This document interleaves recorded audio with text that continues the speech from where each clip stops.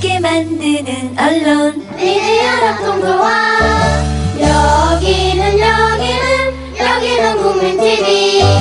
함께 만드는 언론 미디어 협동조합. 여기는 국민TV. 진짜 인터뷰로 넘어가겠습니다. 오늘은 새정년의 혁신안 만드는 쇄신위 멤버였죠. 젊은 청년 정치인. 다준다 청년정치연구소의 이동학 소장 연결했습니다. 이동학 소장 안녕하십니까? 네, 안녕하세요. 네, 몇 달간 쇄신위가 작업을 했고 두 번의 당내 의결 절차를 거쳐서 드디어 마침내 어제 16일 중앙위원회에서 좀 모양새 좋지 않은 진통 끝에 그러나 어쨌거나 통과가 돼서 이제 혁신안, 쇄신안은 안자를 떼버리고 새정년이 명운을 걸고 실행해서 이루어내야 할 목표가 됐습니다. 네네. 이 작업에 참여했던 멤버로서 우선 소회나 느낌, 감상 짧게 한마디 들을까요? 네, 처음에 이게 시작할 때 논란 속에서 시작됐거든요. 네. 당이 굉장히 혼란스러웠고, 예, 그런데 그 혼란스러움을 100% 저희가 완전히 이렇게 없애진 못했던 것 같습니다. 그런 면에서 좀 아쉬운 면이 있고, 네. 또 한 가지 우려스러웠던 건 실천을 과연 우리가 혁신안을 만들어낸다고 한들 담보할 수 있겠느냐, 이런 부분이었어요. 그런데 어찌됐건, 중앙위를 통해서 저희가 당헌을 바꾸는데, 성공을 했고, 그 다음에 이제 마지막, 다음 주에 이제 당규 작업 마지막 남은 당무위만 거치면 되거든요. 네. 그래서 그것까지만 마치면, 예, 저희는 일단 제도적인 부분에서는 완비를 좀 했다고 평가해 볼 수 있을 것 같습니다. 자, 어제 추인받은 쇄신안. 본인이 참여해서 좀 쑥스럽긴 하겠지만, 최대한 객관성을 얼마나 유지할 수 있는 능력을 갖고 계신지도 제가 한번 꼼꼼히 살펴볼 테니까, 네네. 100점 만점에 몇 점 주겠습니까? 100점 만점에 몇 점이요? 쇄신안이. 아, 혁신안이요? 예. 일단 뭐, 박하게 좀 줘야 될 것 같아요. 저는 50점 줄 수 있을 것 같습니다. 아, 제가 솔직함을 테스트해보겠다고 그랬더니 갑자기 확 겸손해지신 거 아니세요? 50점이면 별로 좋은 예. 점수가 아닌데 왜 그렇게 낮은 점수의 쇄신안밖에 못 만드셨나요?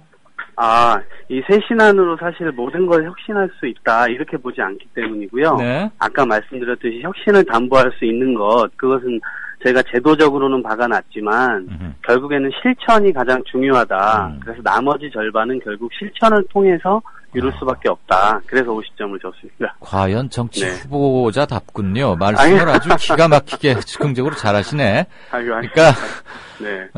최종적으로는 실천을 통해서 이루어져야 완성되는 거니까 예. 서류 심사는 100점 통과. 그다음 제2차 실기 면접은 얼마나 할지는 두고 보겠다 이 소리네요. 예, 사실 아주 잘 만들었다. 두고 봐야 될 면이 많고요. 자화자찬이시네요. 아니에요. 자, 이번 혁신안 중에서 현역 또는 기성 정치인들이 제일 아프게 받아들이는 대목, 아마 국민 경선 100% 국민 뜻에 의해서 내년 공천을 정하겠다 이런 것일 것 같은데, 예. 몇몇 보충적인 장치를 마련했지만 그럼에도 불구하고 신인들은 역시 진입장벽이 높을 것이다. 그렇다면 네. 신인들은 어떻게 해야 기존을 제치고 한번 자기 뜻을 펼칠 수 있겠습니까? 일단 신인들에게 지금 가산점을 주는 걸로 조금 보완을 해보려고 노력을 많이 했습니다. 10%인가 준다면서요? 예. 10%. 네. 예, 그리고 일단 기본적으로는, 국민들의 어떤 열망이나 이런 것들이, 물갈이의 폭이 얼마나 될 것이냐에 이제 관심사가 좀 옮겨질 것 아니겠습니까? 총선이 다가오면 올수록. 네.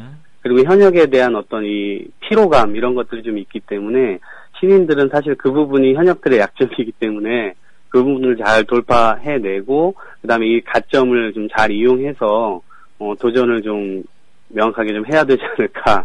이러면서 그냥, 현실적으로는 사실 어떠한 룰이 와도, 사실은 현역들이 많이 유리하기 때문에요. 네.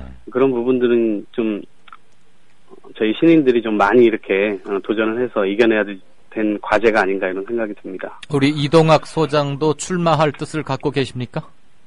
저는 그거는 잘 모르겠습니다. 아니, 그냥 솔직히 말하셔도 돼요. 예, 솔직히 잘 모르겠습니다. 아, 그래요? 그때 네. 우리 쇄신위 활동 기간 중에 누구하고 맞짱 토론인가를 제안해서 그날 언론에 스포트라이트도 좀 받으셨고 그랬던 것 같은데 그 패기가 인상적이다. 제가 그런 느낌을 받았는데 그때 누구하고 한번 토론하자 그랬었죠? 제가 토론을 토론이었나? 공개적으로 요청하진 않았고요. 네. 예, 누구의 사실 퇴진을 토론으로 좀 요구했던 발전되길 바랬습니다. 이인영 의원님한테 맞습니다. 제가 맞습니다. 편지를 보냈습니다. 그래요. 예. 그 뒤로 이인영 의원한테 답장이나 공식적이든 비공식적이든 답장 왔어요? 공식적인 답변이 한 번 왔고요. 네. 예, 그래서 제가 아직 이제 할 일이 많으시고 그다음에 노동 문제에 관해서 앞으로 우리 당이 가야 될 방향을 또 제시해 주셔서 네. 그 부분에 대해서 한 차례 정도 또 온라인 토론이 한 번 있었습니다. 예. 이인영 의원도 나름대로 고생은 했고 쉽게 거저먹은 운동권 수감 경력으로 이렇게 쉽게 한 자리 먹은 그런 의원으로 정계 입문하지는 않았어요. 저는 같은 세대라서 아는데 예. 좀 힘든 너도 나도 싫다고 한 어려운 곳으로 이렇게 내밀리다시피 해서 갔었던 것은 있고 그 이후로 386들이 좀 기대에 미치지 못했다는 점에서는 386 그룹의 리더로서는 총체적 책임감 같은 것은 느낄 필요는 분명히 있겠죠. 네. 자, 이제 문재인 대표 재신임에 대한 투표랄까? 이걸 어떻게 실현하느냐 가지고 당이 또 한 번, 좋지 않은 모습을 보일 가능성이 좀 높습니다. 네. 쇄신위에서 활동했던 청년 정치가 지망생으로서 문재인 대표의 재신임 제안, 네. 철회하는 게 맞다고 봅니까? 아니면 기왕 했던 거, 어떤 방식으로든, 여론조사 반, 국민조사 반이든, 아니면 아예 정식으로 전당대회를 소집하든 간에, 어떤 식으로든 이번에 끝장을 보고 확실히 매듭을 짓고 넘어가는 게 좋다고 봅니까? 저는 매듭을 짚고 가는 게 좋다고 생각해요. 네. 왜냐하면 어쨌든 이것은 문재인 개인의 문제가 아니고 네. 이 당을 건사하는 문제고 네. 이 당이 건사되지 않으면 결국 국민의 삶이 위협받는 상황까지 지금 몰렸거든요. 네. 그런 차원에서 보면 단순히 개인의 진퇴 문제가 아니라 이것은 나라의 이 운명을 좌우할 문제처럼 굉장히 심각한 문제이기 때문에요. 지금처럼 계속 흔들리는 구조로 가서는 안 된다. 그래서 명확하게 지금 어쨌든 이걸 다시 칼집에 칼을 다시 넣을 수 있는 상황이 아니니까 네. 말을 꺼냈으니까 이것에 대해서는 명확하게 리더십을 확고하게 하고 가든지 아니면은 그게 아니면 다른 대안을 찾든지 이 방식을 채택을 해야 된다고 봅니다. 다른 대안 뭘 생각하고 있죠? 그거는 모르겠습니다. 예를 들어서 어찌됐건 이 시민 투표를 하면 네. 그거에 대해서 가부간의 결정이 될 거 아닙니까? 그러면 잠잠해지리라고 보십니까?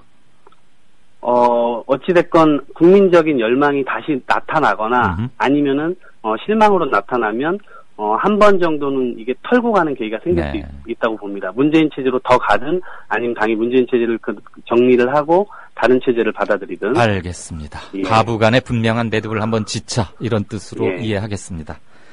오늘 인터뷰 고맙고요. 쇄신위 활동하느라고 애 많이 썼습니다.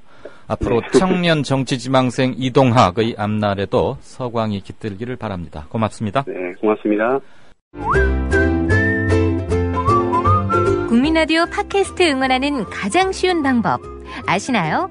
다운로드하기, 별점 주기, 댓글 달기, 구독하기. 국민라디오 팟캐스트 널리 알리는 가장 쉬운 방법. 다운로드하기, 별점 주기, 댓글 달기, 구독하기. 기억하세요. 다운로드하기, 별점 주기, 댓글 달기, 구독하기.